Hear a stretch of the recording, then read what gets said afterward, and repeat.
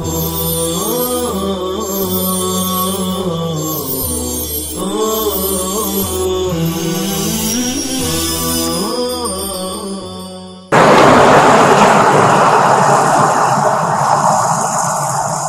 الله الرحمن الرحيم. الحمد لله رب العالمين والعاقبة للمتقين والصلاة والسلام على سيد الأنبياء والمرسلين سيدنا وحبيبنا وحبيب رب العالمين محمد وعلى آله وأصحابه ومن هدى بهديه إلى يوم الدين.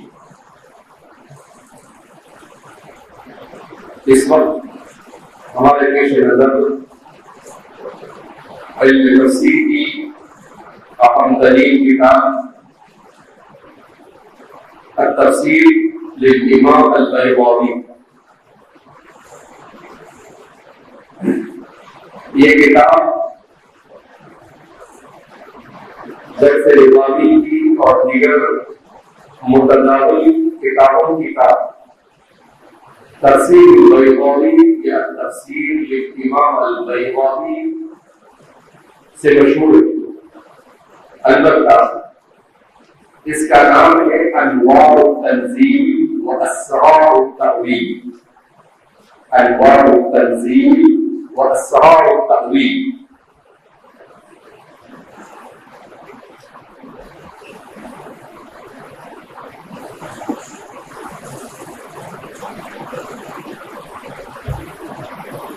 یہ انوار التنزیل و اسرار التأویل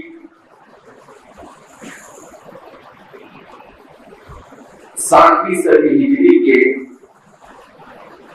ماہر عالم فقیہ اصولی فلسفی متکلم اور مفسر الامام القاضی ناصر الدین عبداللہ ابن عمر الامام القاضی ناصر الدین عبداللہ ابن عمر بن محمد بن علی البیضاوی. الامام القاضی عبداللہ بن عمر بن محمد بن علی البیضاوی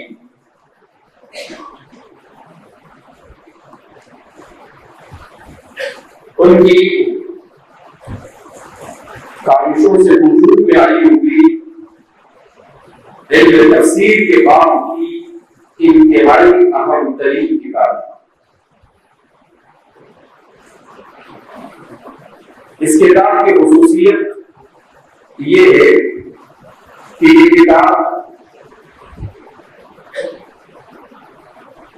6ویں صدی تک جتنی اہم کتابیں لکھی گئی تھی گویا ان تمام اہم تفاسیر کا نچوڑ اور خلاصہ قرن ثانی سے لے کر قرن سادس تک، دوسری صدی سے لے کر 6ویں صدی تک جتنی کتابیں تفسیر کے باب میں لکھی گئی گویا ان تمام کے تمام کتابوں کا نچوڑ، اس کا خلاصہ اور اس کا خسارہ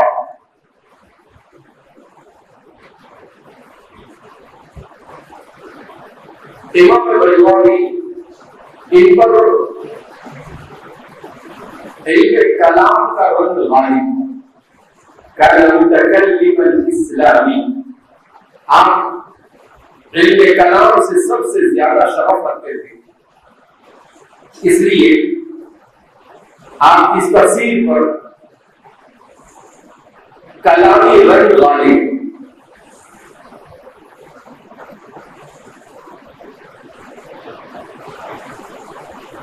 اس کتاب کے سلسلے میں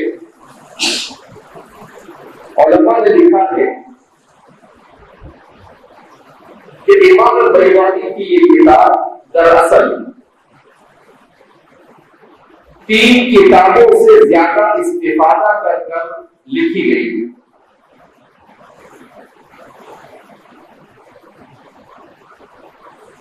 اس میں سب سے زیادہ استفادہ تفسیر کبیر، جس کو تفسیر الامام الرازی، جس کا اصل نام مفاتیح الغیب، جتنی بھی کلامی اور فلسفیانہ اور تفسیر کے واقع سے متعلق مواد ہے، وہ گویا تفسیر کبیر سے مختصر کر خلاصہ کر لیا گیا ہے۔ دوسرا، لغت کے اعتبار سے جو مباحث اس کتاب میں ہیں وہ تفسیر راغب اصفہانی سے زیادہ تر محفوظ ہے۔ تفسیر راغب اصفہانی، امام راغب اصفہانی لغات القرآن کے سب سے بڑے ماہر مانے جاتے ہیں۔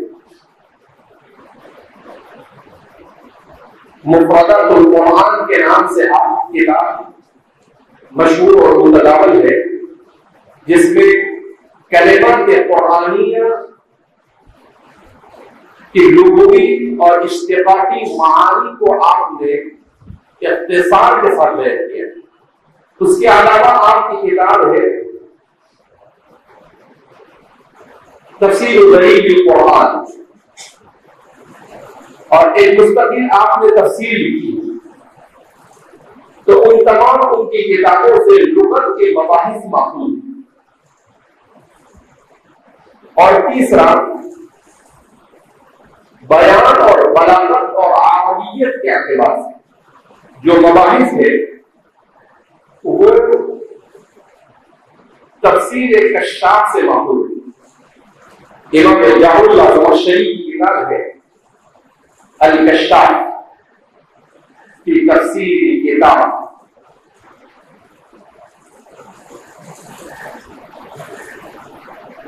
تو عربیت، بلاغت، بیان کے اعتبار سے جتنی بھی مباحث ہے وہ در حقیقت تفسیر کشاف کا خلاصہ اور نچوڑ ہے۔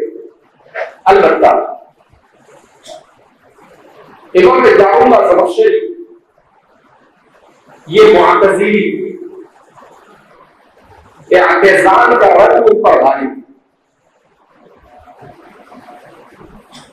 صرف معتزلی ہی نہیں بلکہ داعی الی الاعتزال،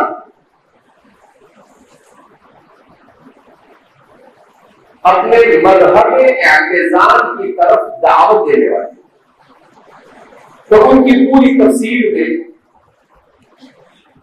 اگرچہ عربیت، بلاغت اور بیان جو قرآن کریم کا سب سے بڑا اعجاز ہے، اس اعجاز کے اعتبار سے اس کتاب کی کوئی دوسری نظیر نہیں، اس کا کوئی ثانی نہیں تفسیر کشاف کا، مگر اعتزال یہ رد اس پر غالب رہتا ہے۔ لہذا علم میں پختگی کے بغیر تفسیر کشاف کا مطالعہ یا عالم اور طالب علم کے لیے بڑا مضر ثابت ہوتا ہے، کیونکہ وہ اپنی اعتزالی آرا کو بڑے زور و شور کے ساتھ ثابت کرنے کی مکمل کوشش کرتے ہیں۔ البتہ امام بیضاوی نے اس سے استفادہ ضرور کیا، مگر اس استفادے کے ساتھ آپ نے اعتزالی آراء سے اجتناب کیا۔ جتنی بھی ان کی اعتزالی رائے ہے ان رائوں سے آپ نے صرف اجتناب ہی نہیں کیا بلکہ اس پر آپ نے کلام کیا اور ان کی ان غلط رائوں کو غلط ثابت کرنے کی کوشش کی۔ پھر بھی کہیں کہیں چوک کھا گئے، کہیں کہیں کا بولے چپ کھا گئے. شاذ و نادر بہت کم معدود چند مقامات ایسے ہیں، ورنہ عام طور پر آپ نے. تو یہ امام بیضاوی کے مصادر اور مراجع میں اہم مراجع. یہاں پر دو باتیں اور سمجھ لینی چاہیے کہ اس کا یہ مطلب نہیں ہے کہ صرف انہی تین کتابوں سے آپ نے سب کچھ لیا، ان سے زیادہ استفادہ کیا. ہر جگہ میں نہیں سیکھا، اس کے علاوہ سے بھی استفادہ کیا. اور چونکہ آپ کا ذہن خود بہت خاص تھا، بڑے ذہین اور فقیر تھے، اور علوم اسلامیہ اور علوم عقیدہ میں امامت کا درجہ تھے. لہذا اس بنا پر اس میں بہت ساری اپنی آراء کو بھی آپ نے شامل کیا ہے، جو سب سے ہٹ کر ایک الگ انداز میں آپ کے ذہن میں تفسیر کے سلسلے میں جو بات آئی اس کو بھی آپ نے بنا تأمل کے کیا ہے، پیش کیا ہے.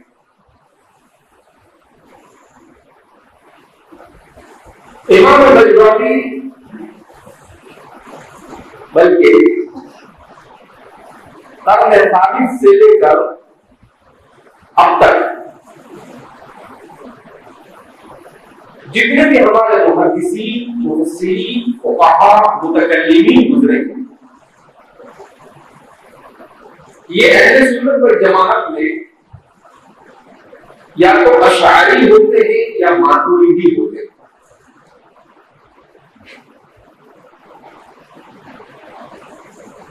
امام بیضاوی یہ فقہی اعتبار سے شافعی المسلک اور عقیدے اور کلام کے اعتبار سے اشعری المسلک. اشعری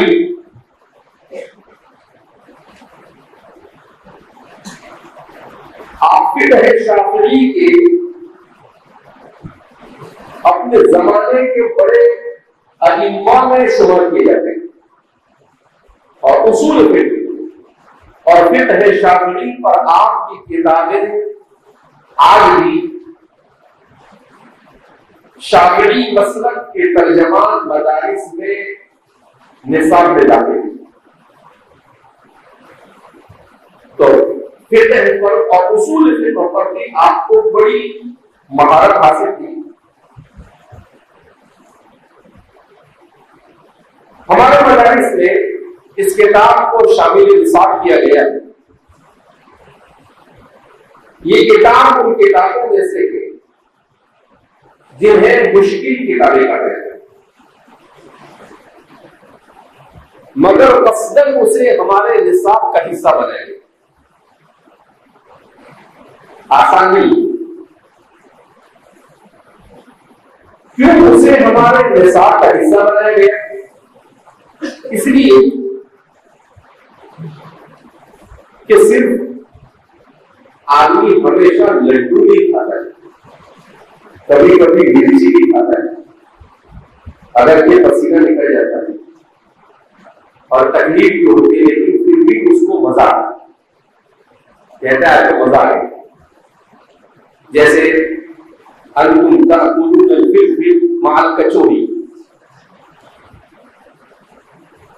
کچوری کے ساتھ اگر فلفل نہ ہو تو کچوری اترتی نہیں، اس لیے کہ وہ اس کے لیے دھکا ہے. تو اسی طریقے سے آسان کتابوں کے ساتھ ساتھ ہمارے نصاب میں کچھ مشکل کتابیں رکھی جاتی ہیں تاکہ طالب علم کا ذہن حل المشکلات کا عادی بنے، ہمیشہ آسان کے چکر میں نہ رہے. کبھی کوئی مشکل پیش آئے تو بولے گا وہ ہم بہت آسان پڑھتا ہے، تو مشکل کے اباؤ ہو جائے. زندگی کے مشکلات تو آنے ہیں، چاہے تدریس کے باب میں ہو، چاہے معیشت کے باب میں ہو، چاہے معاشرت کے باب میں ہو، چاہے تعلیم کے باب میں ہو. مشکلات مالا مدر بھی اس کے بغیر چارے کا نہیں. لولا مشکلات لم تكن الحیات، اگر مشکلات نہ ہوتی تو زندگی کا لطف ہی نہیں ہوتا۔ یہ زندگی عبارت ہے مشکلات اور خوشی کے مجموعے سے۔ کیا کبھی سہولت ہوتی ہے، کبھی پریشانی ہوتی ہے، لہذا سر کھپانے والی بیداری یہ بھی ضروری کہ ذرا پڑھنے والے کو بھی پسینہ نکلنا چاہیے اور پڑھنے والے کو بھی پسینہ چھوٹنا چاہیے کہ آخر حضرت اللہ کرنا کیا چاہتے ہیں۔ ورنہ ہر چیز کرنے میں وہ بچوں میں پڑھنے کا شوق نہیں ہے، اساتذہ میں پڑھانے کا شوق نہیں ہے، اس لیے کثیر پڑھا دینا چاہیے، جس کو پڑھانا ہو پڑھا۔ ہمارے جیسے نظامی میں جو پڑھائی جاتی ہے اور پڑھائی جاتی ہے تو یہ مشکل کتابیں پڑھنا اور پڑھانا دونوں ضروری ہے۔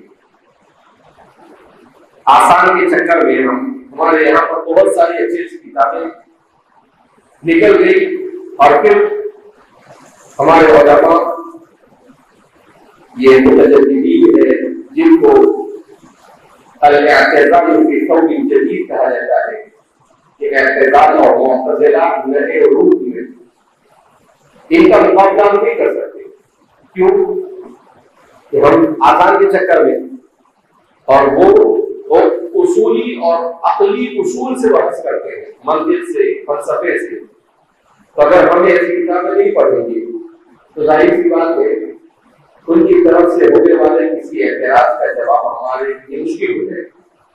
اس لیے بالقصد ایسی کتابوں کو نصاب میں پڑھایا جاتا ہے، پڑھایا جانا چاہیے، ضروری۔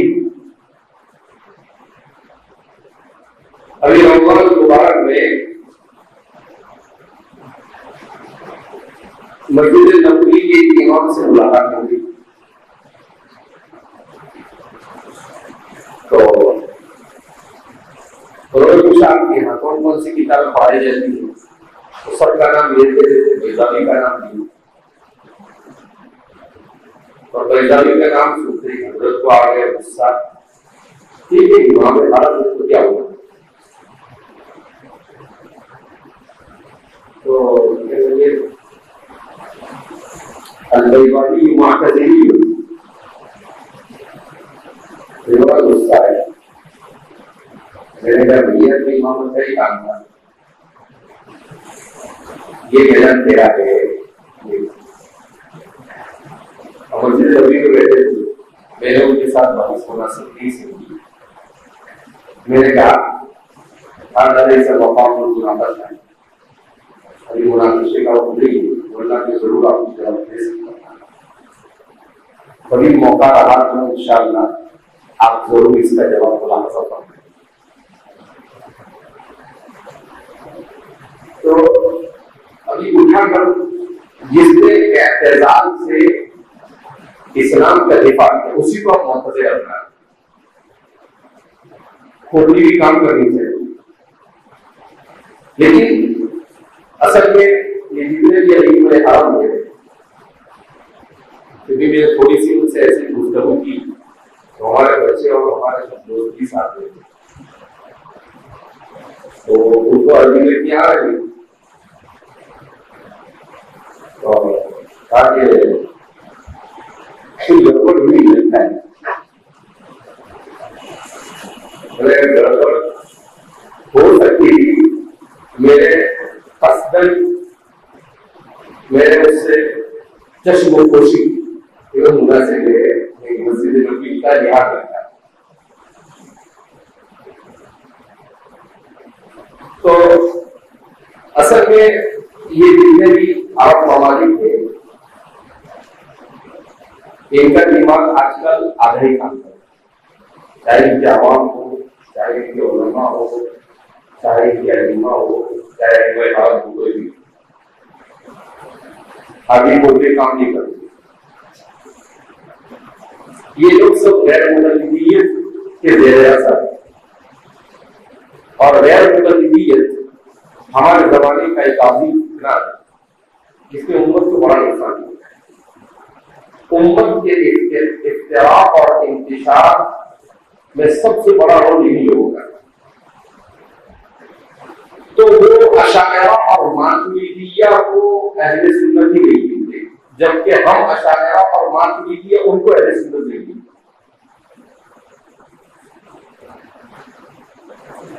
وہ ایک طویل بحث ہے کہ ہمارا ان کو گننا صحیح نہیں یا ان کا ہم کو گننا صحیح نہیں۔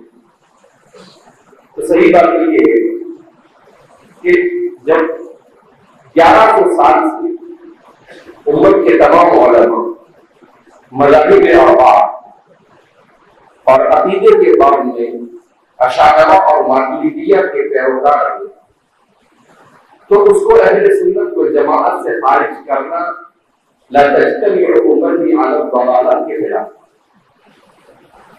یہ سراسر بے بنیاد اور غلط۔ یہ ایسے ایسے حبلت ہوتے ہیں۔ ابھی ان کا ایک کوئی شعر ہے عرب کا، وہ بولتا ہے امام ابو حنیفہ کافر۔ میں کبھی کبھی لوگوں سے بحث کرتا ہوں جان بوجھ کر، مقلدین کا ایک مجموعہ ہے، اس میں بحث ہوتی ہے۔ یہ جب بحث کرتے ہیں تو میں دھیرے سے میں 2 سطر لکھ کر بھیج دیتا ہوں، تو سب خاموش ہو جاتے، سناٹا چھا جاتا ہے۔ تو وہ بحث ہونے لگی، میرے 2-3 جملے لکھ کر بھیجے تو سب چپ چاپ بیٹھے۔ میں نے ان سے سوال کیا تو سوال کا جواب کرنا نہیں۔ پھر ایک نے کہا کہ امام صاحب کے سلسلے میں فلاں آدمی بڑا اچھا لکھا ہے، میں پڑھتا ہوں۔ امام سے سفر میں تھا، اس نے بھیجا 20-25 صفحے کا ایک مقالہ تھا، کہاں پر احتجاج سے لکھا ہے، اور بیوقوف کہیں کا اس کو احتجاج کیا۔ وہ لکھتا ہے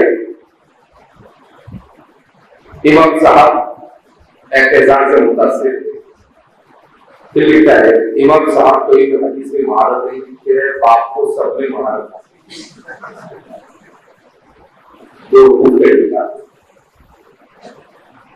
پھر میں نے اس کو لکھ کر بھیجا، میں نے کہا اتنے بڑے امام جس کی امت کی 70% طبقہ ہر زمانے میں پیروی کرتا ہے، وہ معتزلی تھے، ان کو تیرے بیان کے مطابق حدیث نہیں سمجھتا، تیرے کو سب سمجھتا ہے۔ میں نے کہا ان کی بات چھوڑ، ذرا ایک مرتبہ مجھے سمجھا ہے، تم کیسے سمجھ میں تیرے کو آتا ہے سمجھ پائے۔ میں نے کہا کہ امت کے اصول پر ہے ہمارے ائمہ محدثین اور مورخین کہ ان ائمہ پر جرح کرنا جائز نہیں ہے جن کو امت نے درجہ امامت پر فائز کر دیا، اس لیے تم چپ چاپ بیٹھ جاتے۔ میں نے کہا تم جیسے چکرتی کے شعبے تمہارے بولنے سے بھی فرق نہیں پڑتا ہے، وَلَوْ فَاشِلَةَ وَالشَّمْسِ وَالْإِمَامُ الْكَلْبِ لَا يَضُرُّ الْفِيلَ، اور چنگادر کا مرامت کرنا سورج کو نقصان نہیں پہنچاتا ہے، اور کتوں کے بھونکنے سے ہاتھی پر کوئی اثر نہیں ہوتا۔ میں نے کہا تم جیسے کہ بولنے سے امام صاحب کی جلالت شان کو بھی فرق نہیں ہوتا۔ تو ہمارے دوست مدینہ بھی ہے، وہ کہا کہ شیخ الاسلام فقیہ حضرت مولانا تقی صاحب ایک مرتبہ امام حرم جیسے کسی کے ساتھ بیٹھے ہوئے تھے، تو اب وہ دیکھتا نہیں کہ سامنے کون بیٹھا، تو وہ امام حرم کہتے کہ انتم تقولون الامام الاعظم والاعظم صفۃ اللہ فكيف صفۃ اللہ تطلق علی البشر، کہ آپ امام اعظم کہتے ہو، اعظم تو اللہ کی صفت ہے، اور امام صاحب آپ ایک انسان کو کیسے امام اعظم کہہ سکتے ہیں، اعظم کہتے ہیں۔ حضرت نے بالکل برجستہ اس کو عجیب جواب دیا، اور کہا وَأَنْتُمْ تَقُولُونَ لِمَلِكِكُمْ جَلَالَةُ الْمَلِكِ، تم اپنے بادشاہ کو جو کسی مصرف کے لیے ہوتے ہیں ان کو کہتے ہو جلالۃ الملک، اور جلالۃ الملک صفت اللہ، تو جلالۃ الملک تو کس کی صفت ہے؟ اللہ کی صفت ہے۔ تو حضرت خاموشی ہو گئی، کچھ بولے چپ چاپ ایک دم سکتا کھڑی ہوگی.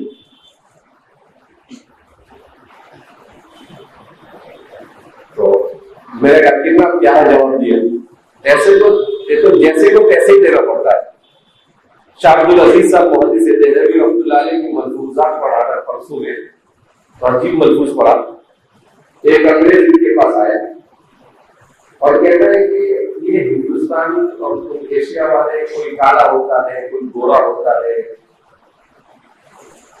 کوئی پھینا ہوتا ہے، کوئی لمبا ہوتا ہے، کیا ہم سبھی لوگوں کو سب ایک جیسے وائٹ؟ انہوں نے بڑے جیسا کیا جواب کیا؟ بولے گدھے سب ایک جیسے ہوتے اور گھوڑے الگ الگ ہوتے ہیں.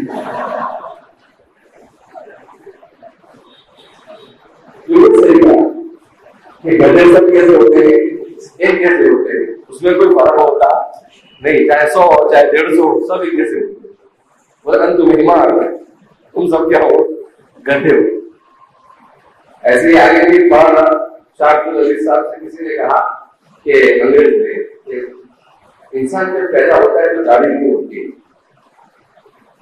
لہذا داڑھی فطرت کے خلاف. انہوں نے کہا کہ پیدا ہوتا ہے جب دانت بھی نہیں ہوتے، گرا دیتے ہیں دانت نکال کے تو چپ چاپ وہاں سے دور ہو کے چلتا رہا.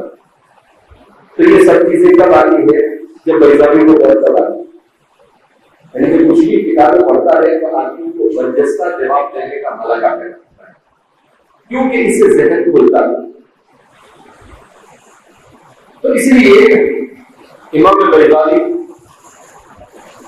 لیس معتزلی ہے اور معتزلی نہیں، بلکہ امام صاحب بہرحال اللہ رب العزت نے ان کی کتاب کو مقبولیت تامہ اور کاملہ عطا فرمائی. کسی کتاب کی مقبولیت کے اس کے ہزاروں ایڈیشن کرتے وہی اس شخص کے صحیح ہونے کے لیے کہا. اس لیے امام بیضاوی کے سلسلے میں اس طرح کی اٹھاپٹک وہی لوگ کرتے ہیں جو ناقص العلم ہیں.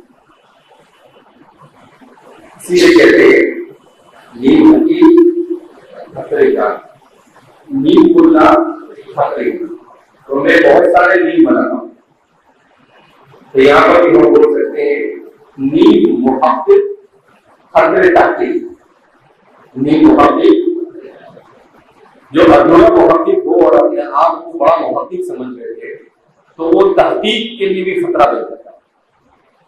تو اس لیے امام بیضاوی بہرحال بیضاوی اور بیضاوی کو کوئی پہنچ سکتا نہیں. بات ان کا خلاصہ کہنا تو یہ باقی کتاب تم کو پڑھانی چاہیے. یہ میرے دل میں کہا کہ حضرت ان کو نہیں سمجھ میں تو یہ کیا کرنا. انسان عالم کو لینا چاہیے. آدمی یہ کہتے ہیں جو چیز انسان کو نہیں سمجھ میں آتی ہے انسان اس کا دشمن بن جاتا ہے. تو یہ دشمنی اس لیے ہے کہ سمجھ میں کیوں نہیں سمجھ میں آتی؟ اس لیے کہ آسانی کے چکر میں آسانی کے چکر میں فلسفے کو چھوڑ دیا، علم کلام کو چھوڑ دیا، منطق کو چھوڑ دیا.